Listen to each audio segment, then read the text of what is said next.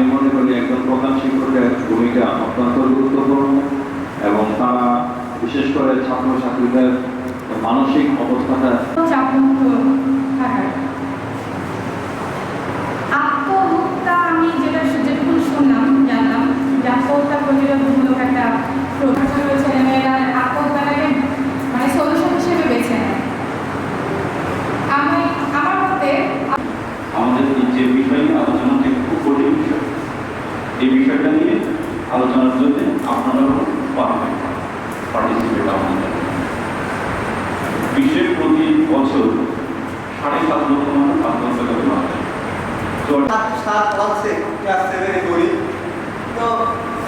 আসলে বসে বসে ভাবতেছিলাম আজকে এই মানে সম্মেলন পক্ষে যারা অবস্থান যদি কমিউনিকেট করেন, কারণ আপনার বিদ্যালয়ে কমপক্ষে 700-800 ছাত্রছাত্রী আছে।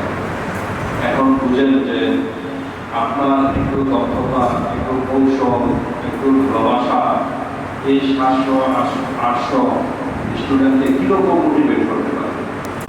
আমার জীবনের প্রতি আমার মানে আমার জীবনের প্রতি মানে আপনার চেয়ে বেশি আমার।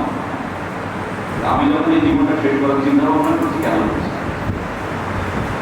এখান থেকে প্রত্যেকটা জিনিসের পার্সপেক্টিভ আছে, একটা জিনিসগুলো বিভিন্ন দিক থেকে দেখা যায়। আমাদের জগৎটাতে আমাদের যে গম্ভীর করতে থাকি বলে যে হেভি পার্সোনালিটি ব্যাপার।